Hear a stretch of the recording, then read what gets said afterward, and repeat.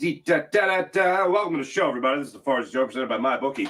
MyBookie.ag, and it is wonderful to have you along for the ride.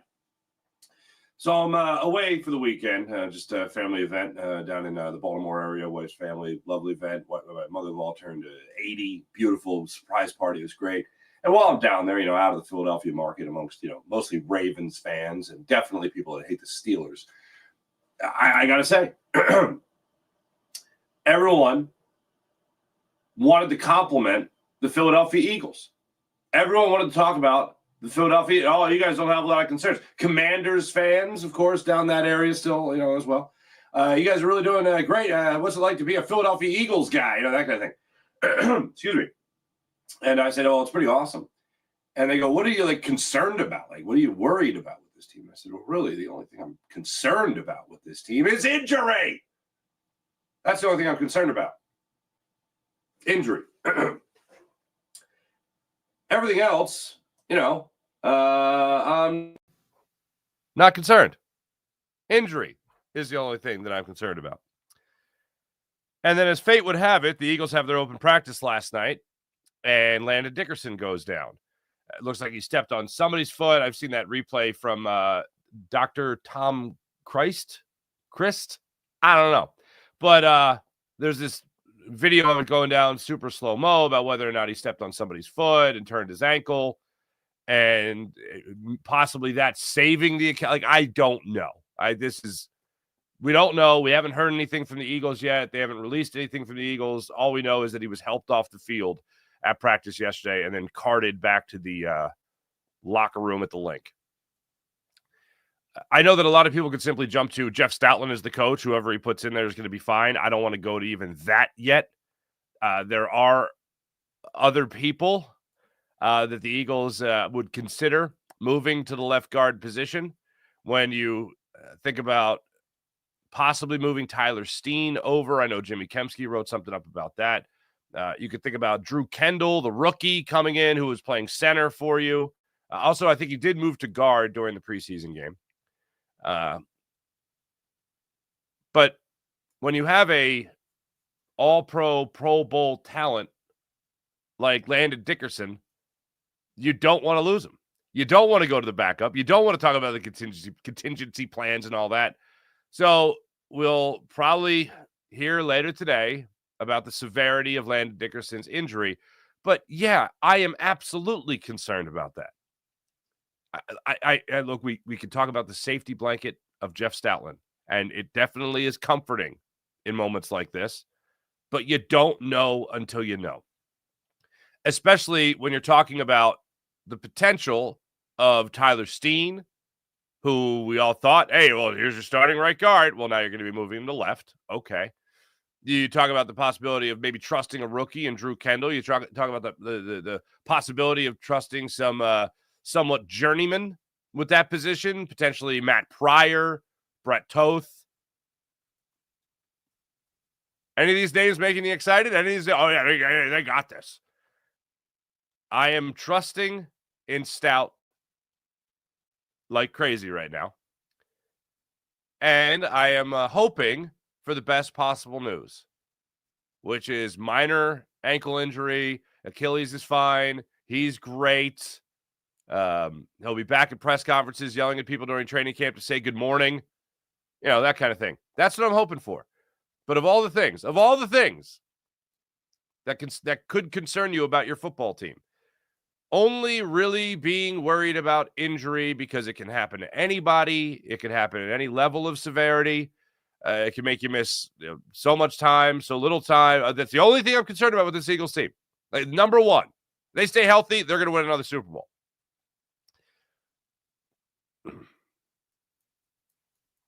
Open practice, other than that, looked pretty awesome. Just pretty much the entire lower bowl looked like it was full of people, which was just awesome. And one of my favorite things about these open practices is looking at new guys as they walk onto the field, and they're like, damn, this is for a practice? This is insane. Jahan Dotson running onto the field yesterday, looking around like, what? That's pretty remarkable. Other than the whole Landon Dickerson thing, it was great. Are we just going to fall back on the idea that Jeff Stoutland's the head coach, the offensive line coach, and this team's going to be fine no matter what? I'm gonna be calling on that quite a bit. And plus, Howie. I don't even want to go to that. I don't even want to go to Howie. I don't even want to get Howie involved yet. All right, so we'll talk about that. Tell me what your cure-alls are, where your feeling is right now on the Landon Dickerson situation. Your Philadelphia Phillies are in first place by 5.5 games now. In the blink of an eye. I watched the whole game Friday night. Saturday night was the party, so I checked in and out of it. Glad to see that the bottom of the lineup guys really helped you out again. And then yesterday, watching the game and then doing the postcast back in the Philly area, back home for that. It's what an incredible series. First off, the Phillies. I was just saying this on Thursday, I think, or Wednesday. And it was about the idea of the Phillies being up 2-0 on the Red Sox, up 2-0 on the Yankees, up 2-0 on the Orioles, and just can't complete the sweep. Like, look, I understand that the most realistic way to look at a good baseball team is, just win series. Stack series wins. You stack series wins, you're going to be great. 100-plus wins, you're going to be amazing. Just stack series wins. But when you haven't swept a team, and you're a really good baseball team, Phillies, you're a really good baseball team, and you haven't swept a team in 2 months, then and you're up 2-0 continuously, then I'd kind of like to see you sweep it, sweep the series. So as fate would have it, after I voiced my somewhat frustration about it on Wednesday, the Phillies go out there and they complete the sweep of the Texas Rangers, and they do so with Zach Wheeler on the hill, only throwing 5 innings, which I'm fine with. Taken out of the game at 83 pitches, which I'm fine with. For 2 reasons. One, the obvious. He just had shoulder soreness. He hadn't been pitching great over his last handful of starts. It's late in the season.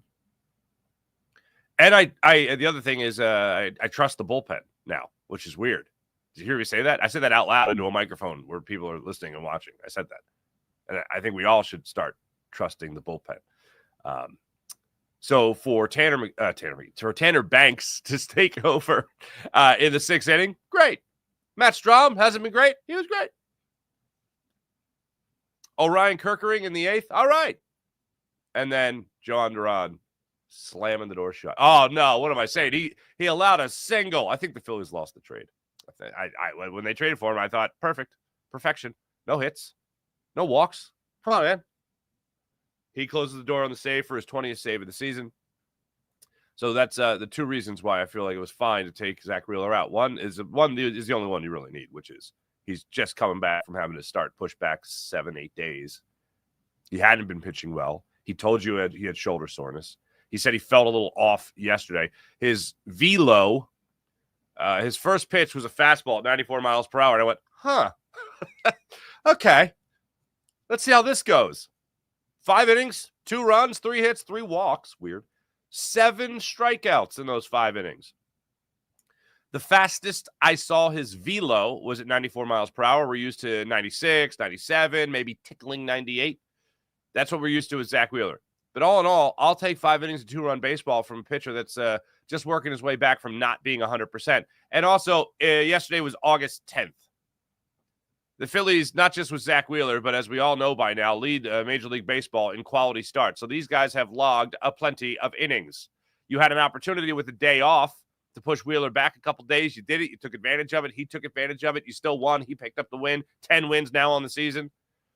I'm fine with this. And the extra added bonus of, the bullpen doesn't suck anymore. This is great. And also, you get the double early. So Zach Wheeler gives up 2 runs on the 2-run home run by Peterson. Down and in sinker, I want to say. Or could be wrong. And he just pulled it down the right field line for the 2-run home run. That was that. Then Harper gets you a run back with an RBI double into the right field corner, bringing Trey Turner home from first. Great. And Mundo Sosa ties things up with a solo home run. Great, 403 feet. Nice to see it. Down 0-2 in that count. Got a slider up in the zone a little bit and got it. And then little small ball. Little small ball. Bryson Stott, little bingle up the middle, steals second. Weston Wilson brings him home with a single up the middle as well.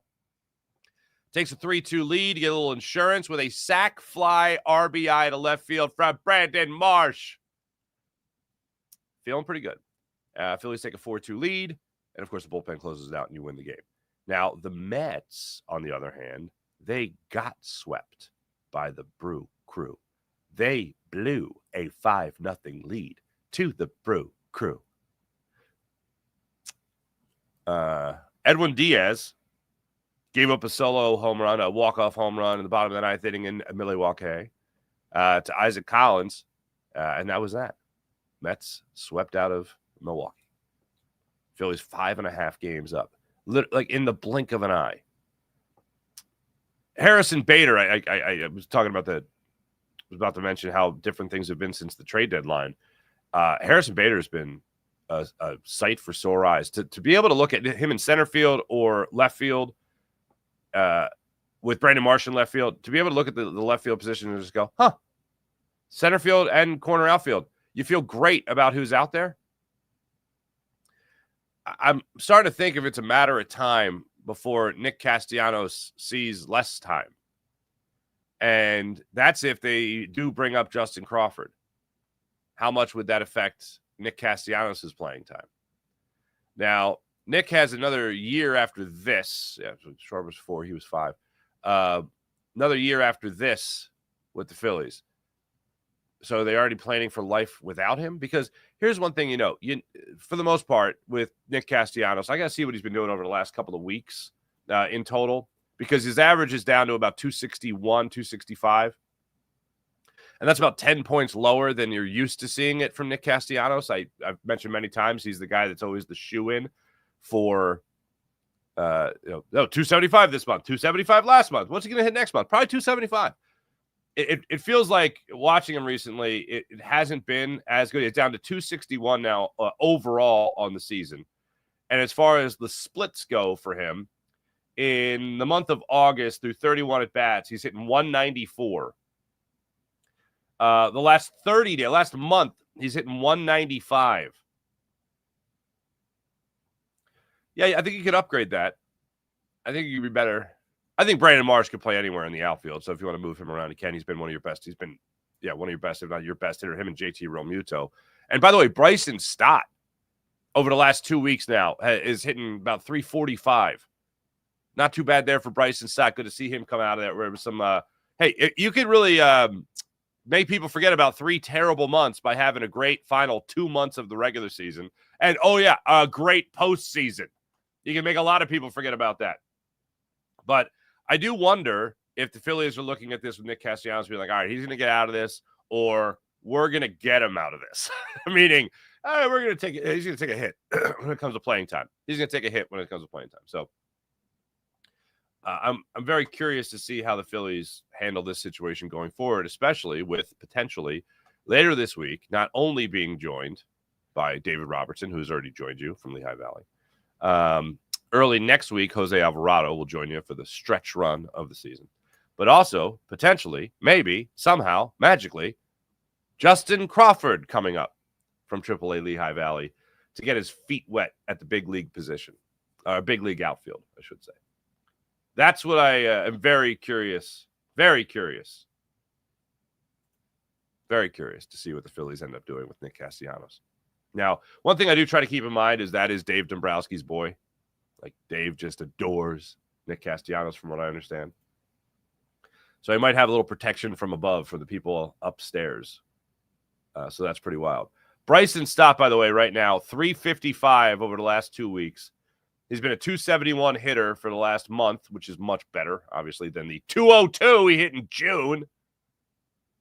And in the last week, he's hit 500. In total in August, 421. Yeah, I'll take that as a guy that's hitting the ninth in your order. Here's also another thing. Phillies have him at this real comfortable position of where he's at right now, bottom of the no pressure. Maybe, and I'm not making excuses for the guy. I'm just trying to figure out what the hell went wrong. And one of the theories I've entertained is he's not that good. Going into the month of August, I had just been saying, you got a guy in Bryson Stott who, if you were to train a kid to play baseball, Bryson Stott's one of those guys like, hey, here's how you do it. Great defense at second base, Bryson Stott. Great approach at the plate, Bryson Stott. When he does get on base, stealing bases, oh, man, he's great at that, you know. But production. Do everything he does, but produce. Like, be really good at it. Like, do the next thing, which is have an 8-pitch, 9-pitch at bat, and then get a hit or a walk. That'd be great, too. Excuse me. So looks like he's putting it together now, where he's actually getting that production part of it, which is great. Trey Turner is broken out of his lull as well. Great to see the way he's been hitting the baseball. So the Phillies are looking like they are in absolute fantastic shape right now. And to think 5.5 games all of a sudden, just like that, up on the Mets is a wonderful, wonderful thing. Oh, I beat around the bush with that. So I was talking about the Harrison Bader, a sight for sore eyes, you know. That catch he made yesterday in the 5th inning. First off, the Rangers had made 2 remarkable plays in the field. One by Langford in center field where he almost collided with Garcia. And then later in that same inning, second inning it was. So Langford robs JT Realmuto of a double in the gap with a great sliding catch where he would have collided with Garcia. Fortunately, that didn't go down. They were okay. But then on the last out of that inning, Nick Castellanos, second out of that inning, Nick Castellanos comes up, hits a blooper over first base. Garcia comes charging in. And if you didn't see this, he deflected the ball with his mitt. It went up in the air, off his head, down to the ground. But just before it hit that turf, Garcia swept his hand under it and caught it. And you're watching that going, you're already down 2-0. Maybe today isn't the Phillies' day. If they're making plays like this, maybe today is not the Phillies' day. Also, Garcia had that bloop single in the first inning that fell between Bryson Stott and Harrison Bader. That's Harrison Bader's ball. I understand Bryson Stott wanting to go back on that, but it looked like there was no communication. It looked like nobody was calling that ball. Now, I couldn't tell what Stott was doing, but if you're Harrison Bader, if you're a center fielder, here's another one for the kids. If you're a center fielder, you come in on that ball as hard as possible, and if you see anybody coming in, you call them the hell off. You are the center fielder. You are the general of the outfield. And anybody comes into the outfield, including that second baseman, you call them off.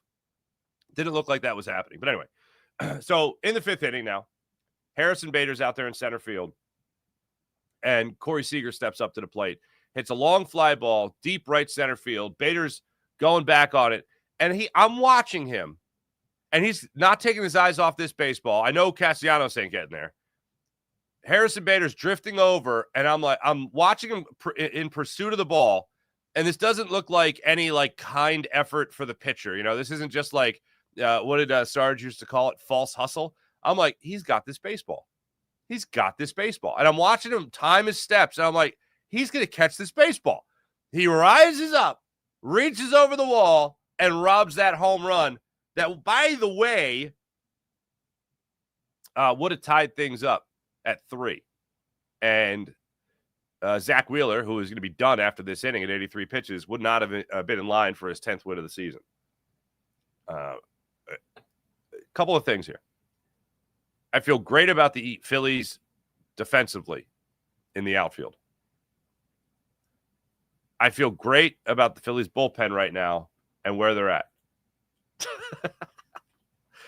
I did not expect the trade deadline to be as good to the Phillies as it was. For the last 10 days, Phillies bullpen is second best in Major League Baseball with a 2.18 ERA. Now, this was, I think this was going into yesterday. They are the best in Major League Baseball in WHIP, best in opponent batting average, best in opponent on base percentage. Listen to this, 143 batting average. 189 on base percentage by this bullpen. 22 strikeouts in 20 and 2/3 innings pitched, just 4 walks, 3 for 3 in save opportunities. Yeah, I'd say that's pretty good. So I am absolutely loving what I am seeing from your Philadelphia Phillies right now. They continue this 10-game road trip with a 3-game series against the Reds, and then they go to D.C., take on the Nats for a 4-game set. That's what they got going on right there. It was a fun weekend. It was a real fun weekend. All right. Your Philadelphia Eagles. Before the news of Landon Dickerson going down, and we opened the show with that for those just joining us, it is concerning. I do have faith in Jeff Stoutland, whatever happens, but I really want Landon Dickerson to be here. I don't want to be trying out anybody else. We'll get news later today, I'm sure, on the severity of the injury. Looks like he stepped on somebody's foot during open practice yesterday, walked off the field initially, and then got carted off the field. So we're waiting with bated breath as to when we'll hear, or what we'll hear about Landon Dickerson's injury. Before all that went down, Nick Sirianni addressed the media. Vic Fangio addressed the media as well at practice, not at open practice, but the day before. And there's 2 things that I find really interesting. I understand that one's about a coach and one's about a player. One's about a coordinator and one's about a player. Vic Fangio just knows how to deliver the news of exactly how he's feeling and exactly where a player is standing without him being like over the line or over the top offensive or over the top to the point of, oh, this guy just wants to show you how tough he is. No, he's very real in his answers.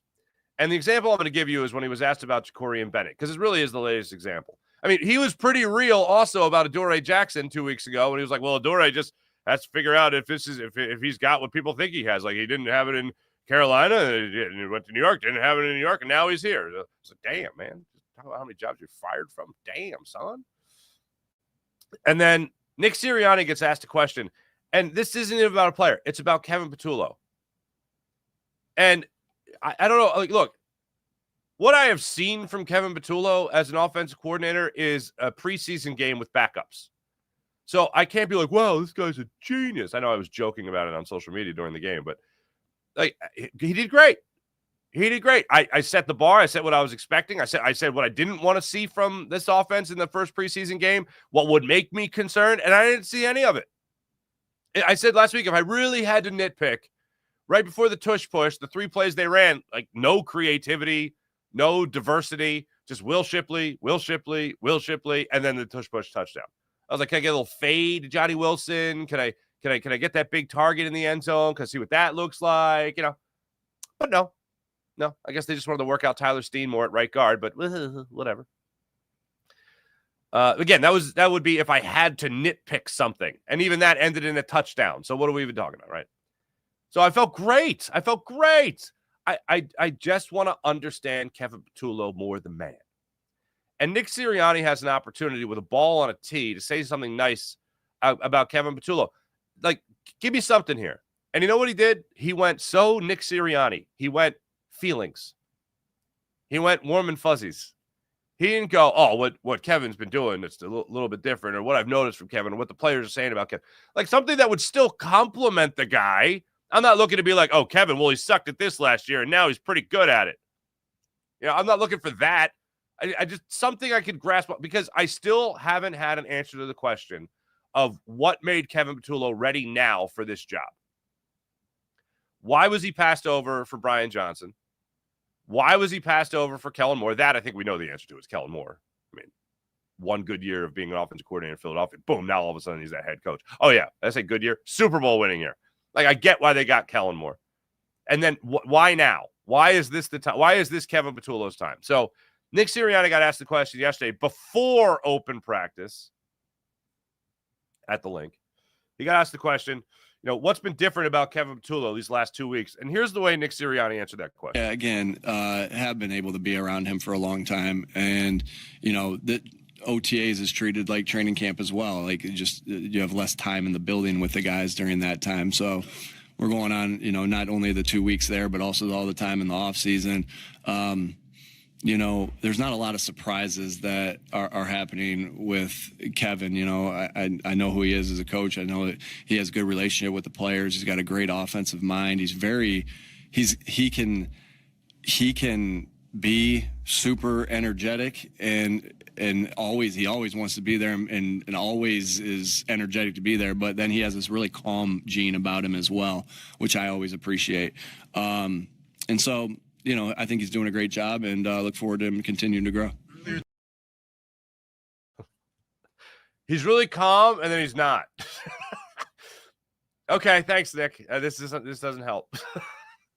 I imagine Nick Sirianni needs somebody like that because Nick Sirianni is obviously very emotional, as we know. Like, look, what was I looking for? Okay, so he wasn't very specific about anything schematic. He wasn't very specific about anything that Kevin Patullo does throughout the day or anything like that, or throughout practice. He's hot and he's cold. I really like that about somebody. Okay, thanks. What was I looking for? You're taking on a new role. Players have talked about his ability to command a room. I know nobody wants Nick Sirianni in the same room as the offense. Whatever. It happens, okay? And it happened last year with Kellen Moore as well. But I'd love to hear from him about how he does even command the room. A new idea. Something he's brought up. The way he's taken the role by storm. Maybe from him, hey, I heard him say that Kevin Patullo say that this isn't much different for him. It hasn't seemed much different. Like the guy just seems in control, very much ready for the position, worthy of the position, something like that. It's like, well, sometimes he's upset and then sometimes he's not. And I appreciate that. Just look, regardless of what Nick Sirianni says, what speaks louder than anything, and this is something that I was thinking about a lot over the weekend, is we didn't have those moments in the preseason game that would hint at an offensive coordinator being in over his head. I said last week, there was no moment from Tanner McKee where he was looking at the sideline and being like, what was it? What'd you say, huh? You want to do that? Oh, okay. I still can't hear you. What? Like, there was no moments of that. They didn't break the huddle late. The offense looked crisp, and Tanner McKee playing great also aids to that. But there was nothing coaching-wise that looked like it was getting in the way of what the players were trying to do on the field. That is the loudest statement that you could make if you're Kevin Patullo. So when I saw Nick Sirianni was talking, and I heard the question come out about Kevin Patullo, I was like, oh, good, give me something a little bit more in the weeds. What's he doing? And apparently, maybe less is more for him, where he doesn't want to change things drastically. He doesn't want to come out there with, oh, this is how we're going to do things now, my way and all that stuff, or even be a bump in the road, but a smooth, seamless transition, which is what we got.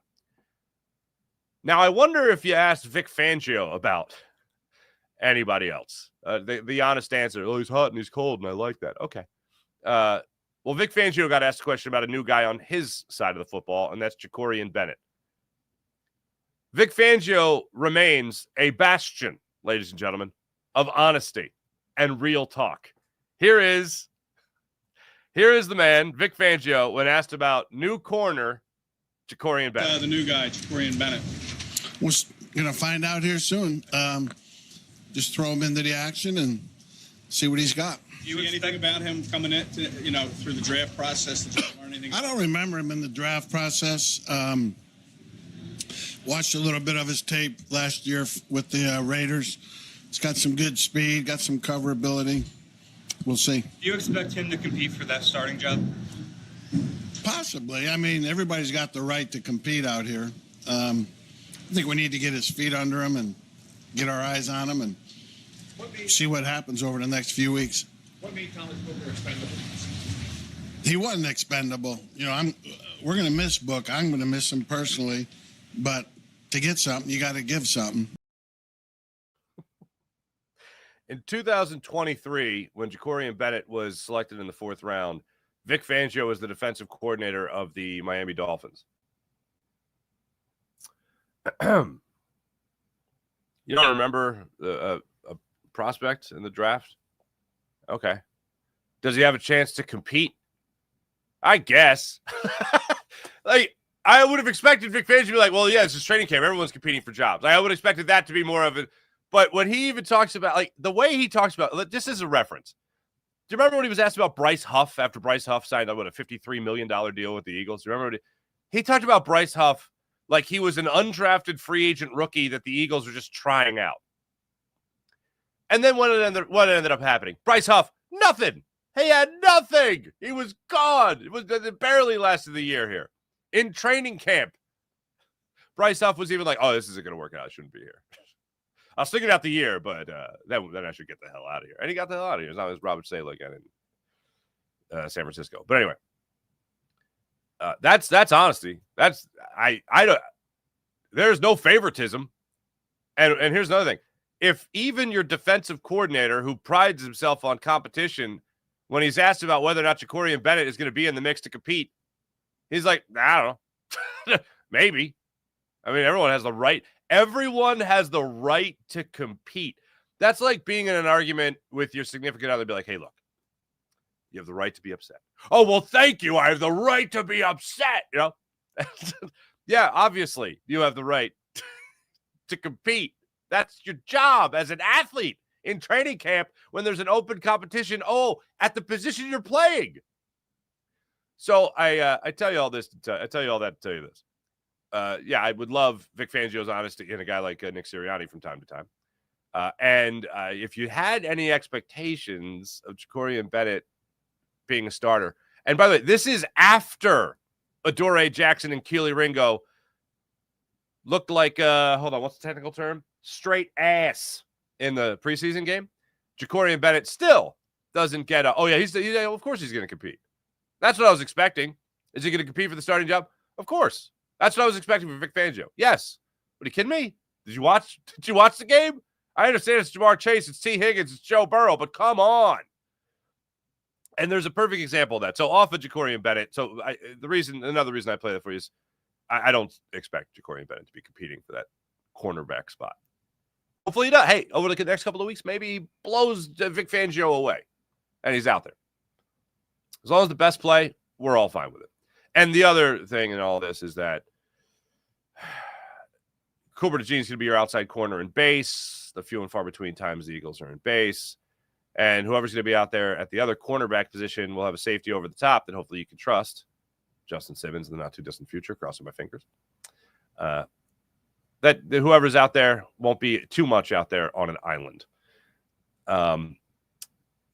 The other thing here that Vic Fangio got into a couple of things during his press conference, because I was very curious to see hear his evaluation of Keely Ringo and Adoree Jackson. And it wasn't positive. And he considered who they were playing against, obviously. But there was one thing that he said that I thought was very fair. Like, I don't expect Keely Ringo to shut down Jamar Chase. I don't expect Adoree Jackson to shut down T. Higgins. Like, I don't expect Mac McWilliams to like make a big goal line stand. You know what I mean? I don't expect that. So when he's specifically talking about Adoree Jackson and Keely Ringo, the one play that he went to was that big touchdown catch and run by Jamar Chase on Adoree Jackson where he just spun him in circles. And this is what I thought was fair for anyone that wants to say, oh, Vic Fangio is too harsh or whatever. I thought he played this perfectly, unlike Keely Ringo. He said, Keely Ringo, he's like, I expect Keely Ringo, like I'm okay with him allowing a catch to Jamar Chase. I'm not okay with him not being there to make the tackle. And one of the things he went on to talk about during the preseason game was he was calling a defense that would put those corners on a bit of an island so that they didn't have much help over the top, so that they had to be in, quote, stressful situations. He's like, that's what I like to do in practice, in the preseason. I'm testing somebody. I want to put them in stressful situations because guess what? During the season, they're going to find themselves in stressful situations. I thought that was a very fair critique and criticism of the touchdown by Jamar Chase, where he just had a little comebacker, and Keely Ringo was on ice, man. He was talking about offensive lineman putting a defensive lineman on roller skates. It looked like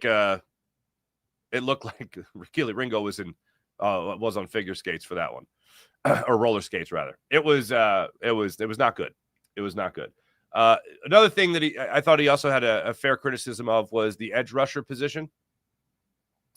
Uche has taken a step forward before Azeez Ojulari, and he obviously talked about how he likes Jalix Hunt, he likes Nolan Smith. But when it comes to the edge rusher, you want to see some other guys step up and earn that playing time, because if you're going to have somebody like Nolan Smith step up and be what Brandon Graham was last year, well, then you need somebody to come up and be what Nolan Smith was. If you're going to have somebody step up and be what Josh Sweat was, then you're going to need somebody to step up and be what Jalix Hunt was. So like you got to replenish the depth, and you need somebody to step up and show that they're worthy of doing that for you. And he made it sound like, and he's right, that you got two guys that just haven't really shown yet that they're willing to step fully into that role. Ojulari is a guy that obviously has talent at the NFL level. It's been a question more so of staying healthy. Uche has had some wildly inconsistent runs in his career. You hope to tap into a lot more of the good than the bad in his time here in Philadelphia for however long that's going to be. But yeah, you want to see those guys step up at the edge rusher position. I thought Fangio had a very fair assessment of that situation. The other thing that I absolutely loved was obviously the Eagles are going to be going into these practices, these joint practices with the Cleveland Browns coming up here and playing them in the next preseason game on Saturday. One of my favorite things was they asked about Shedeur Sanders, who I watched a lot of that game because aside from being in Baltimore, the people I was around are all Cleveland Browns fans because they're from out that way. But I'm watching Shedeur Sanders. I'm like, oh, this guy sucks. And then he figured it out. Like, good for him. He played a good game. Almost had a really bad pick, but he didn't. But when Vic Fangio was asked about Shedeur Sanders, he's like, yeah, I really don't know much about him. So you might be. Anyway, yeah, I pretty much told you all you need to know about that. And I did leave it in there in that cut there, him talking about Thomas Booker IV. And I even said at the time, my theory was that this says more about the defensive tackle spot than it says about the cornerback spot. And it seemed from what Vic Fangio had to say there that that's exactly the way he's looking at this. Like, Thomas Booker wasn't expendable, to quote Vic Fangio. If you need something, you got to give something. And they gave Thomas Booker, but he does feel good about the defensive tackles and how they're coming along. Talked about Ty Robinson quite a bit. And I did go back. I know on Friday morning, they'll have the percentages, the snap percentages, the snap count available the day after the game, but I guess preseason is a little murky with everyone active for the game. But Drew Kendall was at guard or center, 78% of the snaps offensively, so good for Drew Kendall. Matt Pryor was on the O-line, 58% of the snaps. Same amount of snaps as Tanner McKee, by the way. And then defensively, Ty Robinson and Gabe Hall. Ty Robinson, 77% of the snaps. Hall, 75% of the snaps. It's a one snap difference. 50 for Robinson, 49 for Hall. Smile Mondin, 36 snaps. That's 55%. Jeremiah Trotter Jr. was at 48%. And what's Andre Sam? Is that his name? The safety? I was actually impressed by him. I didn't talk about him enough the other day. And Sidney Brown played 43% of the snaps. So that's where you were defensively. But I like that snap count for Hall and Robinson. That was really good to see. I like that a lot. So I'm seeing if there's anything now coming out early, as yes, we are live. Seeing anything that's come out early regarding Landon Dickerson. And so far, no. Checking Shefty specifically.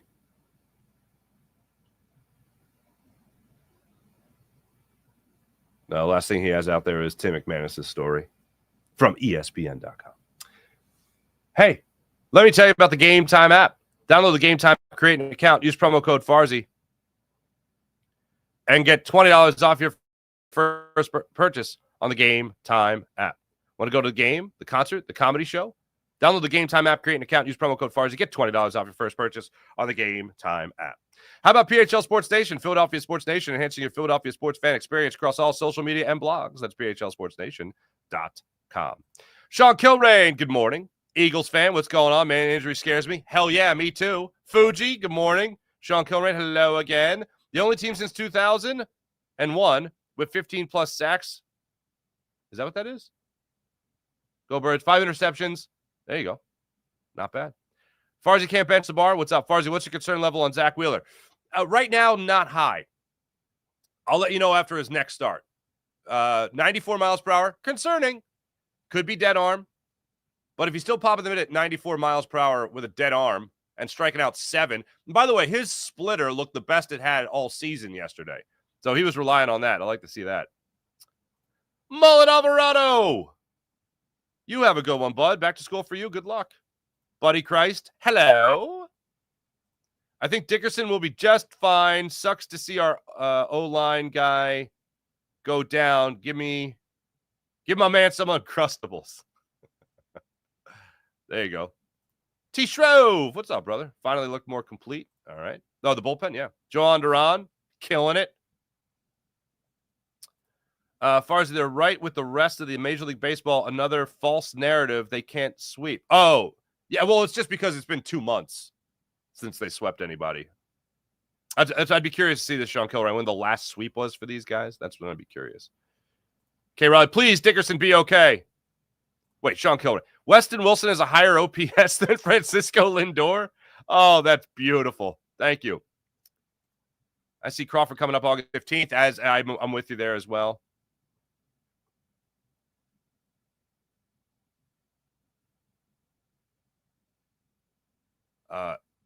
EC, I don't understand.